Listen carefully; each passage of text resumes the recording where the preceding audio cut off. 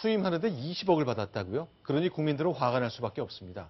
그래서 더 이 법을 더 강하게 요구하고 있는지 모릅니다. 바로 김영란법 얘기입니다. 그러나 우리 국회, 정부 내수가 너무 위축될까 봐 김영란법 너무 지금처럼 강하게 적용할 수 없다라고 해서 재검토론이 솔솔 나오고 있는데 어떤 장면인지 이남희 차장과 먼저 얘기를 좀 해보겠습니다. 네. 일단 간략하게 이 법이 뭔지 좀 정리해 주세요. 일단은 정부나 공공기관, 공기업 또 국공립, 사립교육기관, 언론사의 재직자들은 100만 원 이상의 금품 수수를 하게 되면 처벌을 받게 되고요. 네. 특히나 식사나 네. 선물이나 이런 것들도 받게 되면 아주 낮은 기준으로 과태료를 물게 되는데요. 그 기준 하나하나를 설명을 드리겠고요. 네. 일단 지금 사립교육기관, 언론사 이 부분에 지금 다른 색깔로 지금 표시가 되어 있는데 그 이유가 있습니다.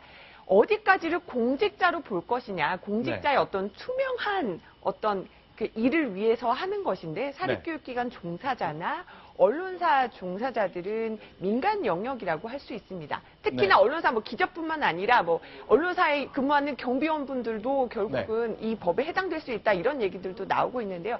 그 문제 때문에 적용 대상이 맞느냐를 놓고 지금 헌법소원이 제기된 상황입니다. 자, 지금 화면에 보이는 것 김영란 전 대법관 국민권익위원장 시절에 채널A 저희 이용환 앵커와 함께 인터뷰한 장면 보고 계시는데 자, 이거 기준 정말 잘 정해야 될 것 같습니다. 하나씩 보겠습니다. 어제 국민권익위원회 성영은 위원장이 발표한 건데 공무원들이 식사는 3만 원, 선물은 5만 원, 경조사는 10만 원까지 받을 수 있다고 정리했습니다. 네. 그런데 넘어가면 어떤가요? 물게 됩니다. 네. 어떻게 되냐면요. 오늘 재미있는, 그러니까 저희 채널의 그 경제부 기자가 직접 마트를 한번 가봤어요. 네. 마트를 가봐서 한우 같은 경우는 선물 세트를 10만 원이 넘는데 수입 쇠고기 같은 경우는 3, 4만 원이면 살 수 있는 세트도 있어서 이게 선물 기준도 수입산 쇠고기는 살 수 있고 한우 쇠고기는 사기 어렵겠구나 뭐 이런 얘기들도 나와서 여러 가지로 지금 논란이 되고 있습니다. 자, 그럼 하나씩 좀 보겠습니다. 왜냐하면 이게 굉장히 애매하잖아요. 저희가 한 케이스를 좀 소개해드리겠는데 선생님, 공립학교 선생님하고 학부모와의 관계를 좀 얘기해 볼게요. 선물을 주셨나 보군요. 예를 든 겁니다. 예, 그렇습니다. 지금 이제 학생의 어머니가 공무원 또는 사립학교 교원인 선생님에게 선물을 준 거죠. 그런데 기준이 아까 선물 같은 경우는 5만 원인데 정가 표시가 붙은 거는 6만 원이었습니다. 선생님이 그래서 이건 5만 원 넘으니까 안 됩니다 하고 돌려주려고 했는데 학부모가 이렇게 얘기한 거죠. 아닙니다. 실제로 6만 원 붙어 있지만 제가 산 거는 할인해서 4만 9천 원이니까 5만 원 안 넘습니다. 괜찮습니다. 하고 해서 선생님이 이 선물을 받았을 때 과연 이게 5만 원 이상이어서 문제가 되는 것인지 아니면 5만 원이 안 되기 때문에 괜찮은 것인지 이 부분에 대한 논란도 있고 해석도 분분한 그런 상황이라고 할 수 있겠죠. 네, 그럼 또 하나 좀 볼까요? 일단 선물을 준 것도 그렇고 만약에 식사 대접을 받았을 때는 어떤지 저희가 좀 얄궂은 상황 하나 좀 예를 들어보겠습니다. 과연 이럴 때 어떻게 해야 되는 건지 3만 원 이상 식사 받으면 안 되잖아요. 네, 그렇습니다. 이것도 이제 그 식사 한 끼에 3만 원을 이제 그 기준으로 하는 건데요.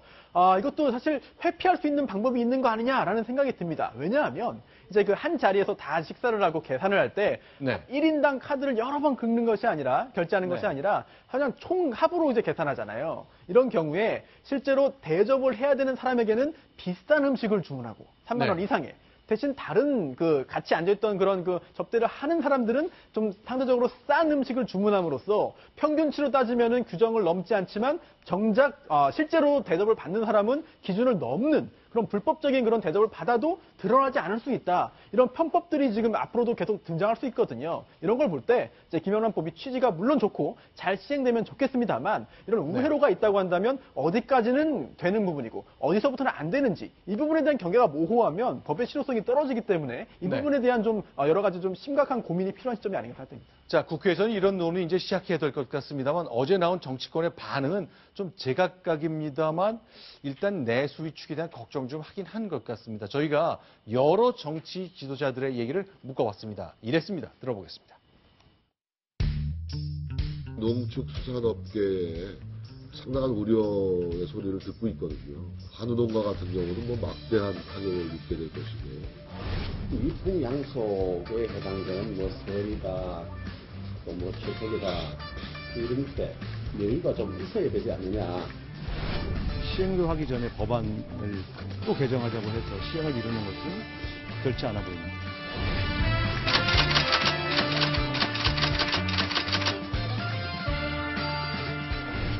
오죽하면 이 법을 만들었겠느냐. 적어도 일단 시행해보고 전화가는 것이 맞지 않겠는가.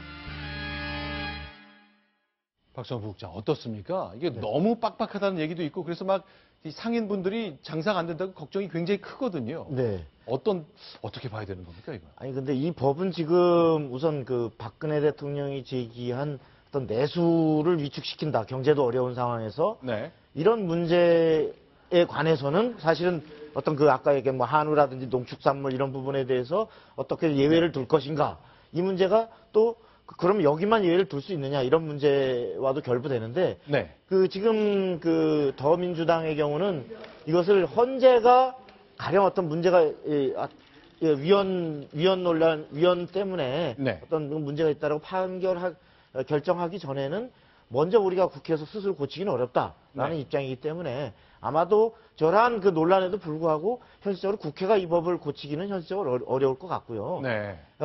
이 지금 그 내수 위축이라는 이 부분을 더 떠나서 네. 근원적으로 원래 입법 대상이 돼야 되는 공직자의 부정 청탁에 네. 대해서 국회의원은 빼버리고 네. 또 공직자의 이해 충돌 방지 조항이라고 하는 예컨대 국회의원의 취업 청탁이라든지 이런 부분을 어떤 막을 수 있는 이런 조치들은 또 빼버리고 입법 취지가 상당히 변질되고 오히려 그 공직자가 아닌 대상으로 이렇게 적용 대상이 확대되는 네. 이런 여러 가지의 그 위헌 논란 문제를 갖고서 헌재가 위헌 결정을 해주기 전에는 네. 현실적으로 아마 정치적으로 네. 스스로 국회가 이 부분을 다시 손질하는 것은 현실적으로 네. 아마 쉽지 않을 것이다. 국민들 앞에 지금 얘기처럼 뭐 법조 비리 뭐 한 번 수입에 20억짜리라는 걸 들으면 국민들은 막 가슴 철렁하고 걱정하시잖아요. 자, 국회가 스스로 만든 법 적용해 보기도 전에 과연 바꿀 수 있을지 걱정의 목소리는 합니다만 역시 국민들의 의견을 대변해야 되겠죠. 저희가 그래서 실제 상점을 찾아봤습니다. 장사하시는 분들은 과연 어떤 생각을 갖고 계신지 확인해 보겠습니다. 단가가 비싸서 그 5만 원 이하짜리는 소비자들이 만들 수가 없어요. 10만 원 내지 15만 원 정도 하나만 수입으로 할 경우에도 10만 원. 한 25% 차지합니다. 한 1억 가까이 되겠죠. 고기 한 근에 5만 원 하는데 한 근짜리 선무시대가 없잖아요. 그런 거죠. 가정집에서 한 근 사먹는 용도밖에 안 되죠. 우리 국산을 판매하는 유통인들로서는 적합하지 않다. 그러면 유통인들은 수입 상품만을 팔아야 한다는 이유고요. 그 시세에 맞출 수도 없고요. 오히려 재래시장이나 이 도매시장을 등지게 되죠. 그건 현실적으로 맞지 않는 얘기다라는 거죠.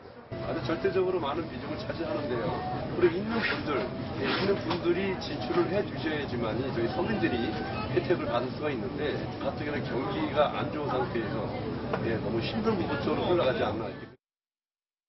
자, 있는 분들이 지출을 해줘야 된다. 네. 그러니까 있는 분들이 자기 돈 내고 자기 걸 사 먹으면 되는데 네. 있는 사람들이 남이 사주는 걸 먹으니까 이제 문제가 돼서 저 법이 만들어진 거지 않겠습니까? 네. 벌써부터 부작용, 뭐 외식업체에서는 뭐 1년에 매출이 4조 원 줄어들 것이다. 네. 술자리도 안 가게 될 것이다. 선물도 안 하게 될 것이다. 그래서 내수가 위축될 것이다. 그래서 이걸 돌파하기 위해서는 편법이 등장할 것이다. 영수증 5만 원짜리면 네.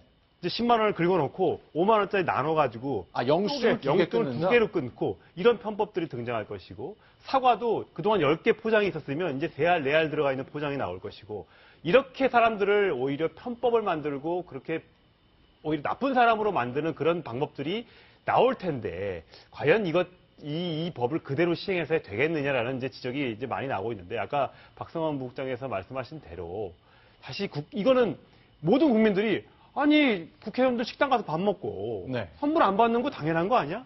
국회의원들이 당장 이 법을 바꾸기는 어려울 것 같고 네. 헌법재판소에서 결과가 나오면 그때 가서 뭔가 조치가 있어야지 지금 당장 자칫 잘못 움직였다가는 역풍을 받을 수 있기 때문에 네. 뭐 물론 일부 보완을 할 수 있지만 법의 근본 자체를 바꾸기에는 좀 어려워 보입니다. 자, 일단 이제 네, 그러니까 저는 이걸 다시 개정해서는 안 된다는 게 아니라 네. 아까 얘기했듯이 내수 차원이 아니라 근원적으로 원래 법의 취지를 변질시키고 네. 국회의원들이나 공직자들의 어떤 이런 이해 충돌 방지라든지 중요한 어떤 부정이 있을 수 있는 소지는 구멍을 숭숭 뚫어놓고 네. 오히려 물타기식으로 어떤 무슨 뭐 교직원이라든지 네. 무슨 뭐 언론이라든지 선생님과 언론이 포함이 된 거죠. 적용 대상을 확 넓힘으로써 한 400만 본인과 그 가족 배우자 포함해서 한 400만을 적용 대상으로 해서 저러한 경기까지 걱정하게 만들고 네. 이 논란을 아주 이상한 곳으로 끌어가게 만든 국회가 부끄러워하고 네. 저는 그 19대 국회가 끝나기 전에 네. 스스로가 잘못된 법을 헌재의 결정을 기다릴 것이 아니라 네. 현실적으로는 아까 헌재의 결정이 있으면 수정하겠다라는 움직임이지만 네. 그 전에 스스로가 잘못을 바로잡고 원래 법의 취지를 살리는 쪽으로 네. 19대 국회가 해야 된다. 이런 게 오히려 저희 생각입니다. 그런데 지금 말씀하신 것처럼요, 국회가 부끄러워야 한다라고 말씀을 주셨는데, 이렇게 부정하게 청탁하면 처벌받는다는 것 중에 예외를 받는 공공적인 인물들이 있습니다.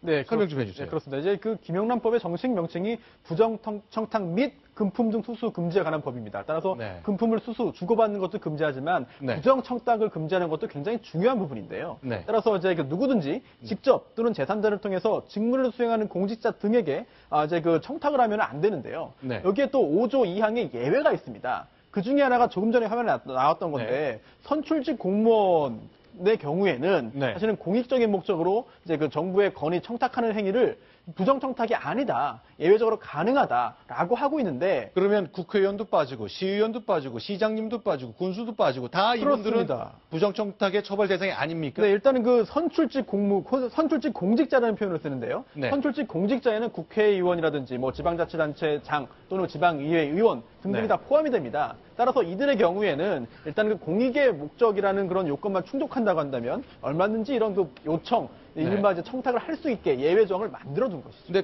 이렇게 선출직 공무원 이외에 정당 사람들 그리고 시민단체 구성원도 청탁해도 된다, 처벌 못 받는다 이렇게 돼 있네요. 그렇습니다. 5조 2항 3호에 이런 규정이 있는데요. 이 부분은 네. 짧으니까 좀 소개해드리겠습니다. 선출직 공직자, 정당, 시민단체 등이 공익적인 목적으로 제3자의 고충민원을 전달하거나 기타 이러한 그 제도 개선에 대해서 건의하는 것은 이제 부정청탁이 아니라고 한 것이기 때문에 예외 조항의 그런 해석에 따라서는 굉장히 많은 부분에 구멍이 뚫릴 수 있는 상황인 거죠. 현행법에 따르면.